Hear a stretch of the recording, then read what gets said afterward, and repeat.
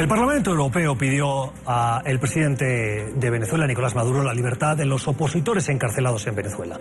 En una resolución aprobada este pasado miércoles, por 501 votos a favor y 94 en contra, los diputados europeos solicitaron al gobierno venezolano la inmediata liberación de todos los presos políticos y pidieron a las autoridades del país respetar el mecanismo constitucional que permite el revocatorio del presidente.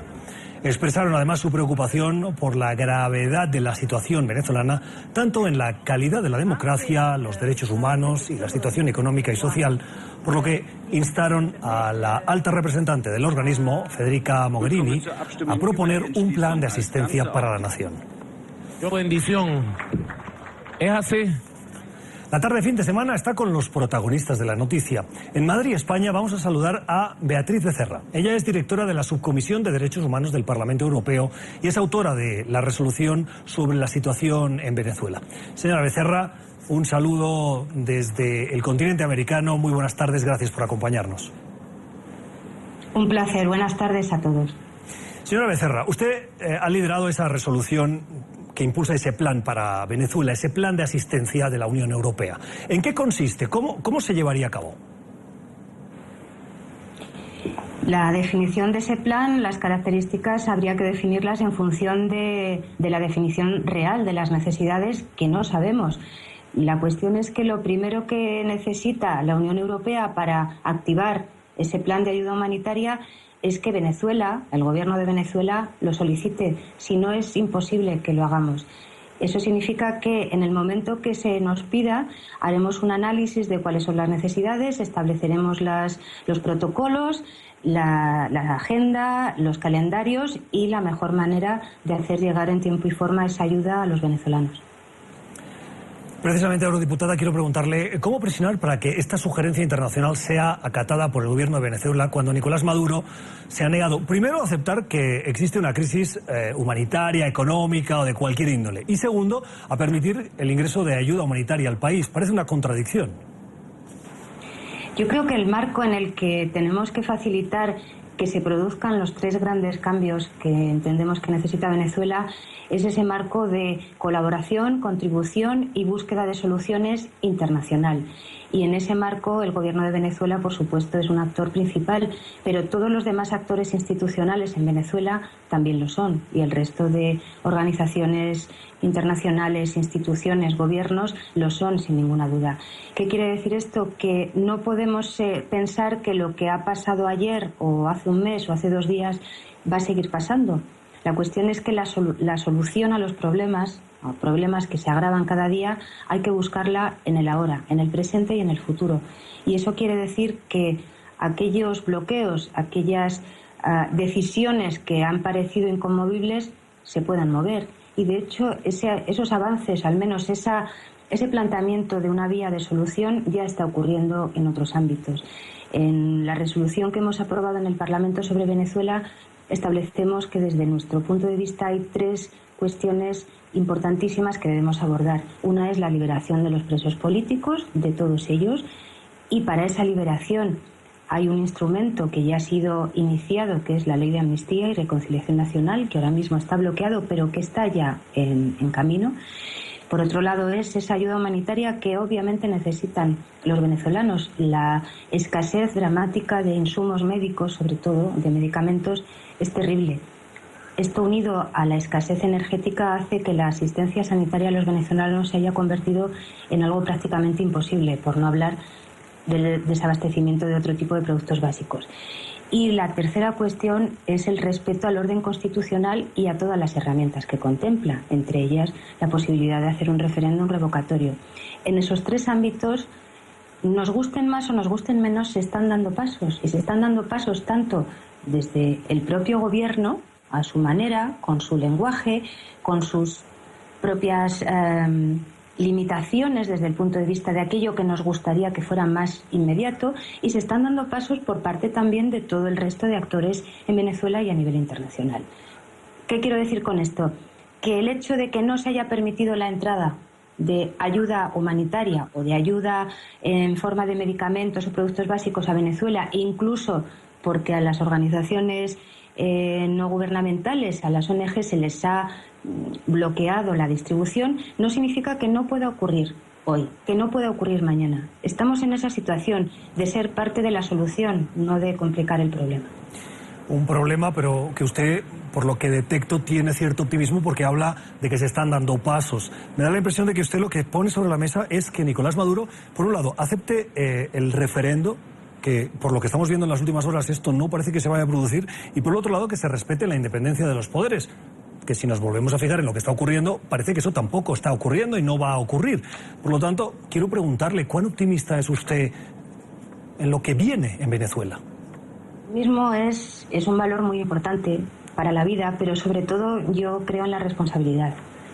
Y la Unión Europea, y en este caso el Parlamento Europeo, apelando a las instituciones europeas, al Consejo, por supuesto a la alta representante Mogherini, a la Comisión en su conjunto y a los Estados miembros, lo que hacemos es una apelación a la responsabilidad, de la misma manera que lo hacemos al Gobierno, al Legislativo, a la Asamblea Nacional y a la ciudadanía de Venezuela. Es cierto que la responsabilidad implica tomar decisiones e implica dejar de hacer cosas que no se han hecho de la manera correcta y hacer otras cosas que van en un camino adecuado. ¿Qué quiere decir esto? Optimismo. Lo que quiero decir es que significa determinación a la hora de buscar una solución a los problemas que no son problemas de orden teórico. No se trata de disquisiciones ideológicas, no se trata de enfrentamientos políticos en el punto o desde la perspectiva más, digamos, ligera del término. Estamos hablando de seres humanos, estamos hablando de la vida de los ciudadanos, de sus garantías de derechos fundamentales, de respeto a los derechos humanos y, por lo tanto, ante esa prioridad absoluta que es dar respuesta a las necesidades y a respetar los derechos de los venezolanos, no queda otra que ponernos manos a la obra. Y ponernos manos a la obra significa tener la disposición, la responsabilidad y sobre todo la determinación de encontrar soluciones. Mire, esta semana, el miércoles, se aprobó esa resolución que usted ha liderado. Veo por los datos 501 votos a favor y 94 en contra. Entre los que se abstuvieron o no votaron a favor de esa resolución estaba el partido Podemos. Es el partido español que ha recibido críticas por haber sido financiado por el entonces presidente Hugo Chávez y por expresar esas simpatías con la izquierda radical de América Latina, en concreto la de Venezuela. Me gustaría preguntarle qué mensaje envía el hecho de que este partido se haya opuesto a esta resolución. Bueno, yo creo que singularizar la posición de 5 eurodiputados dentro de los 751 que componemos el Parlamento Europeo le da demasiada entidad a esos 5 diputados. Por otro lado, también hay que tener en cuenta que lo importante de esta posición del grupo político de la Izquierda Unitaria Europea, de la UE, ha sido prácticamente unánime en el sentido de votar en contra. Es decir, aparte de que haya habido una serie de eurodiputados, los 5 miembros de Podemos y algún otro de la Izquierda Unitaria Europea que se hayan abstenido, dando razón a su propio argumento de utilización electoral, ¿no?, de Venezuela, realmente esa puesta de perfil en un momento de campaña electoral habla claramente de que su cambio de actitud viene para bajar el tono, ponerse de perfil y no dañar su campaña electoral. Pero más allá de esto, a mí lo que me gustaría dejar claro para toda la audiencia, porque como esto cambia cada día, quizá no estén al tanto, en España Izquierda Unida y Podemos se presentan juntos a las elecciones. Es decir, han creado una unidad, han creado un frente común que se llama Unidos Podemos. La parte de Unidos, es decir, la parte de Izquierda Unida, los 4 eurodiputados de Izquierda Unida en el Parlamento Europeo votaron en contra. Los 5 eurodiputados de la parte Podemos se pusieron, como digo, de perfil y se abstuvieron. Pero lo cierto es que, aunque de alguna manera pretendan en un momento, como digo, que desdice su propia acusación a los demás de utilizar Venezuela por rédito electoral, cuando obviamente el trabajo que llevamos hecho al respecto de 2 años no es así, lo que me gustaría decir es que es evidente que ese reparto de papeles, de poli bueno, poli malo o poli más amable, respecto de la cuestión de Venezuela es muy ejemplificadora. Lo que quiere decir es que Venezuela, el drama de Venezuela y la reacción, aunque sea desde mi punto de vista un poco tardía, no solo en España, sino en otros países europeos, de apoyo expreso a la movilización de recursos para solucionar los problemas, creo que está teniendo un efecto importante y lo está teniendo, como se ve, en la forma que votan. Y también me gustaría decir que lo que resulta bastante chocante es que en esta resolución, que como digo fue apoyada por 501 eurodiputados de los 668 presentes, quiere decir el 75%, me gustaría decir que, por ejemplo, los eurodiputados de la izquierda unitaria europea, es decir, de los partidos comunistas y de la izquierda populista como Syriza o Izquierda Unida o muchos otros, votaron igual que el Frente Nacional de Marine Le Pen o que Amanecer Dorado en Grecia. Es decir, de lo que estamos hablando no es de una cuestión racional o política basada en una crítica o en un desacuerdo sobre determinados puntos de una resolución. Estamos hablando de una extrema polarización basada en unas reservas absolutamente partidistas y a intereses obviamente creados.